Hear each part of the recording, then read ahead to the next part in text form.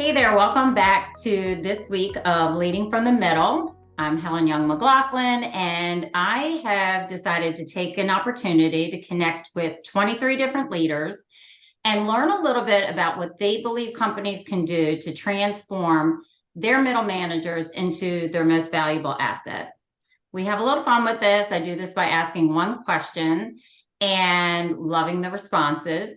So I want to introduce to you my guest, who his name is Adam Conrad, and he is the founder and CXO of Great Recruiters. And we're going to learn a little bit more about his role. Hey, Adam. Hey, Helen, how are you doing?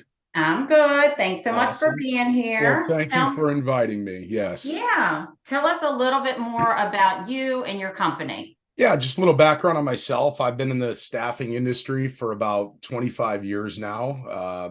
Started as a recruiter, had worked my way up through the organization, was managing recruiters, was managing managers of recruiters, and was running the operations for a mid-sized IT staffing firm prior to starting Great Recruiters, which we launched back in 2017. And Great Recruiters is an experience management and brand promotion platform for staffing firms and recruiters. So we're in a reviews economy, and we help organizations and recruiters get real-time feedback and reviews on the quality of their service to help them increase that transparency and trust as they're out there engaging with new candidates and clients. I love that. And you need that transparency and trust. It's probably like the top two T's that are out there. I agree. I agree. And so you manage, is it about 15 people right now? Yeah, we have about a team of 15, and prior I was overseeing probably a group of 30 total. Okay. No stress, right? We'll leave it at that. So, Adam, I am, and also I wanted to plug because I loved reading this about you, is that I also know you coach, is it baseball? I do. Yes. I've been coaching youth baseball for about 11 years now. I am coaching currently my 11, soon to be 12-year-old tomorrow, his baseball team. So it's funny, as I was preparing for this and thinking about the questions, many of the things that I think about from a management standpoint, Right. growth development, really plays a lot into what I'm teaching 11-year-olds. So I actually was wondering if there was any overlap there.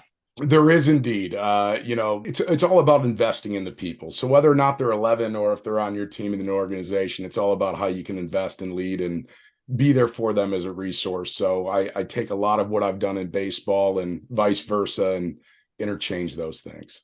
I love that. Well, let's get to the question then. So, the burning question I ask everyone is, what is one thing, and yes, I know it's hard to pare it down to one, but what is one thing that companies need to pay closer attention to when it comes to developing their managers?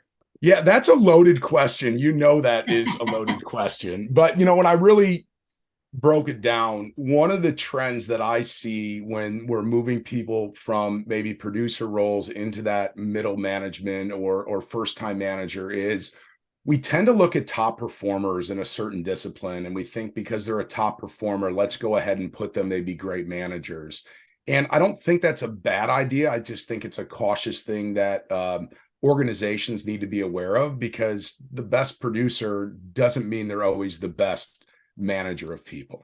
And also, I will say, sometimes we can have a really solid employee who maybe is a little more introverted. We need to get to know them on a different level, who can equally shine in that role. So what's the thing to also pay attention to there? If we have this cadence of, okay, we don't want to just take the top performers, because the truth is they don't always translate into being a solid manager.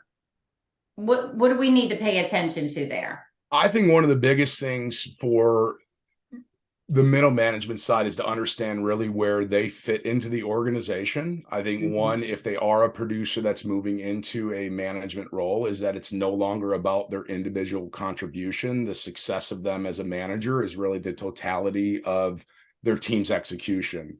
And Mm. what I find is a lot of organizations don't always do a great job of creating total team alignment.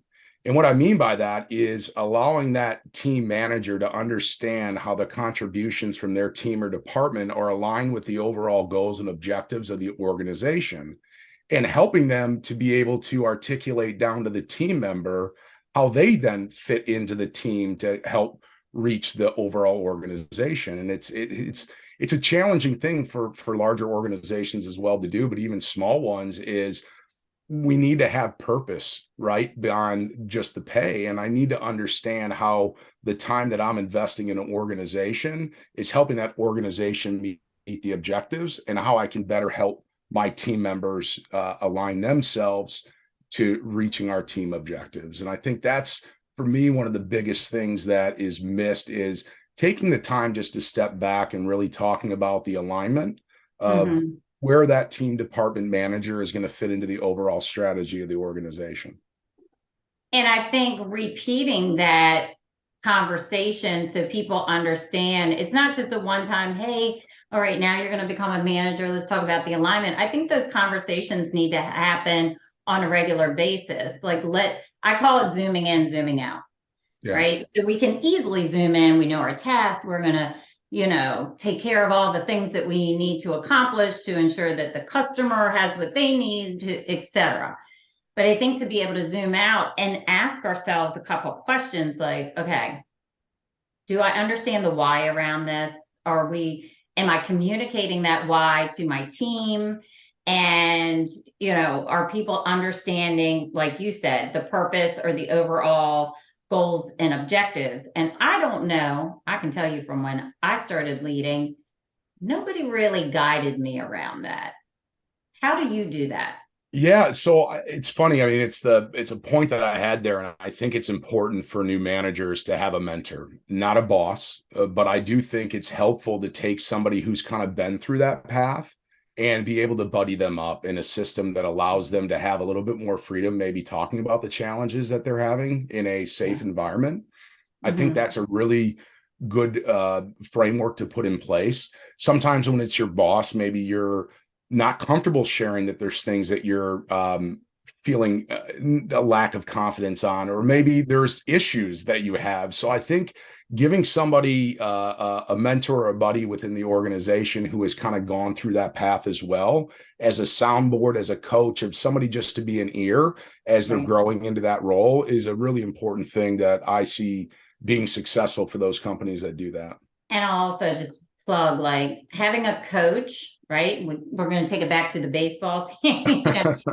Having a coach, and in this case, you said mentor, the value it can bring to a perspective shift, or just building that confidence, right? To be able to say, hey, I've never actually done this before. I'm not really sure how to have this conversation. To guide them in a way that isn't doing it for them, but giving them the opportunity. All right, well, let's practice it. So kind of going in back in my mind into the baseball, you got to practice the hits. You got to practice trying to catch it. You got to practice, like, you got to actually touch the base. I don't even know what I'm talking about. But what I tell our team is this: get 1% better.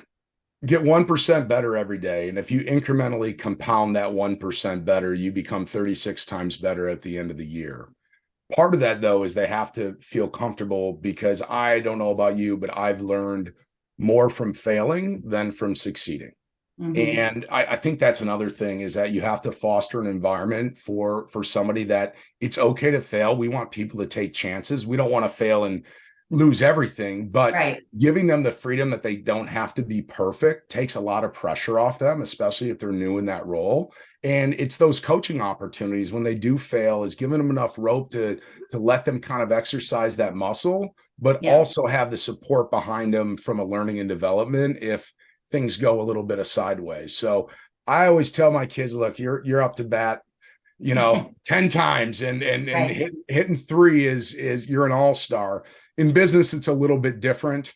But I do think from that incremental learning, that's the challenge that I put on people, is to say, just work on getting better 1%. It takes a lot of load off them, that this is an experience that's just going to be built. It takes 10,000 hours to become an expert at something.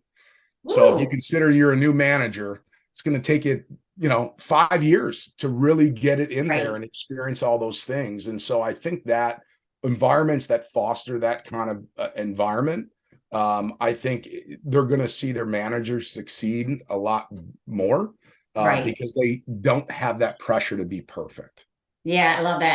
And there's so many little nuggets that I'm taking away from you. The 1% better, right? That's a good mentality to kind of adopt, because if we do these small increments consistently over time, guess what? We're stronger, we're more confident. Where I think things go sideways sometimes is that we add on so many things, and then we feel like we're not really doing any, one thing that Right. well. Well, and it And goes that back to, becomes frustrating, it becomes yeah, deflating, it becomes counterintuitive to building a culture where people get excited for their growth and development because they're stretched too thin. They're doing too right, many things. right. All right. So bottom line for me, if companies are listening in, managers are listening in, senior leaders, whoever's listening in, the one thing that you think that companies need to pay closer attention to is what?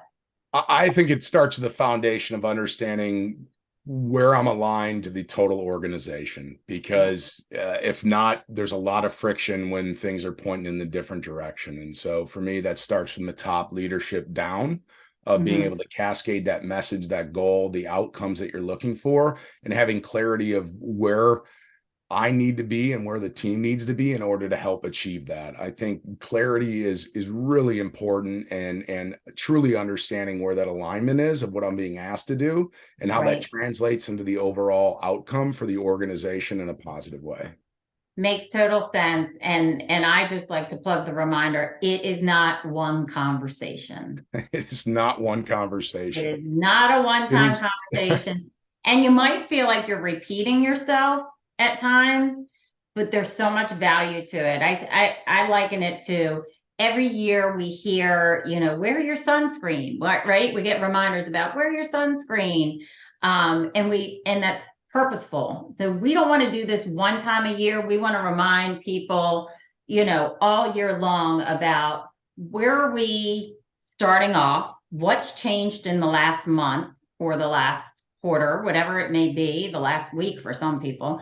And yeah, with so much change going on, that might be the case, but let's stay in alignment, and let's stay in alignment specifically with our managers who are then fielding those conversations to others. And I'm going to add this part in because I'm a coach and I love to ask questions. You know, ask them a question to ensure that they feel confident in that message. right. So it could be something like, hey, if you were bottom lining this, Mr. Manager, Mrs. Manager, whomever, how would you relay this to your team? Mhm. And it's not like putting them to the test, it's giving them an opportunity to practice it. Right. So love that. Stay in alignment, keep your goals and purpose front and center. That way people have an understanding from all levels of what to expect, and that's where you can start. Adam, if people want to reach out to you, they want to connect with you, they want to learn more about your business, where can they find you? Well, if they want to learn more about the business, they can go to greatrecruiters.com. You can email me directly at adam@greatrecruiters.com. You can connect with me on LinkedIn at LinkedIn/a Conrad. I have one of those great URLs because I've been using it for so long. So it's easy to find us, but I'm always happy to talk about leadership development, just growth of people. I mean, that is the goal, and why we're in business, is to help people grow and thrive. And I'm always happy to connect with people that are interested in that. Thank you so much for joining us and tuning in to another interview of Leading from the Middle. I'm really looking forward to hearing some feedback from you. I want to connect with you. You can connect with me directly on LinkedIn at Helen Young-McLaughlin. Just hit that hyphen in between Young and McLaughlin, or you can go to my website at helenyoungcoaching.com. Thanks again and have a great day.